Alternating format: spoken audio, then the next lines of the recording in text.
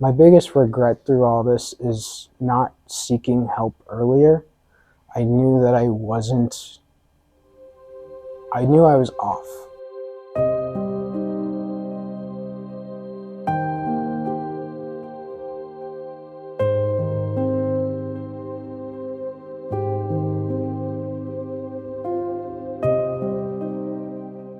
Hi, my name is Andrew Tegan. I am one of the hyperbaric technicians at Healing with Hyperbarics. People always ask us all the time, have you guys ever tried this as like a treatment therapy or things like that? And yes, I have. This is going to be my story. Growing up and in high school too, I played football, wrestled, soccer, baseball, basketball, just about everything. I definitely had a series of concussions. I think probably 10 plus is what we're thinking.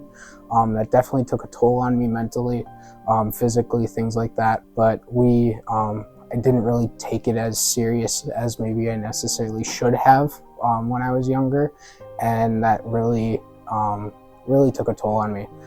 In high school, I know a couple times where I've lost consciousness because of a head injury, or I was in and out of consciousness, and I didn't really tell anyone. And I think that was probably my biggest mistake, or one of them. And I didn't say anything. My mom knew, but she was like, "We can't do anything. States next week, or you have this practice next week, and you can't say something because you really want to participate." And I was that guy. I was that same person. I had that mentality. One thing that my mom did is she was always under the assumption that you should keep your child awake after a head injury. Now that finding out your brain actually needs rest, and there's more and more studies coming out that say instead of keeping them awake, they really need to sleep to repair their brain. And that's what's happening. Growing up, I was really smart. Cognitively, people always said that I could memorize something and just recite it back to them, or I knew what I was doing 20 days ago, or I could play chess and beat everyone, or things like that. And I really lost that over my years. And now going back, I think it was because of my head injury. I actually left college. Part of the reason was I couldn't focus, I couldn't concentrate. My ADD was off the walls. Math problems were just impossible to solve. A couple years back, there was definitely some emotional trauma as well. Instead of expressing my feelings outwardly, I was repressing them and keeping them inside me. And I really think that built up to some numbness on top of the head injury that, I couldn't really express my feelings. I had this very I don't care attitude, indifferent attitude. It was just kind of like, whatever. That's something that really developed over time.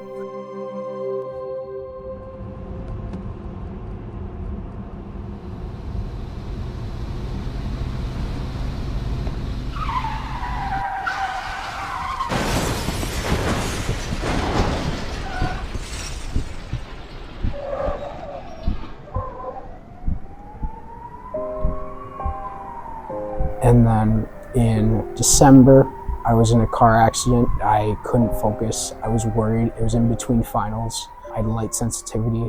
I had a headache, dizziness. I wanted to sleep, things like that.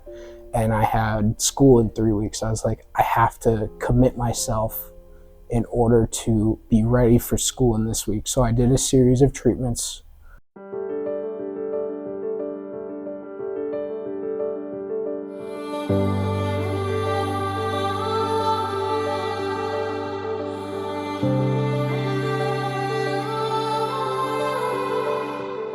My memory was a little bit back. It wasn't as functional as it used to be, but I had the ability to interact with people. Through a course of treatments, I actually found out that it was a lot worse than I thought. Some of the symptoms, even before the car accident, were a lot worse than I thought. That emotional numbness, not really caring about the world. It's been a lot. Interpersonal relationships just feel different, I guess. That's probably one of the biggest things. After my treatments, I really started to become more expressive in how I felt. My outlook on life was way different than before, as well as my memory. It's starting to come back. I can focus in school, I can concentrate, things like that. My biggest regret through all this is not seeking help earlier. I knew that I was off. I didn't know what was wrong.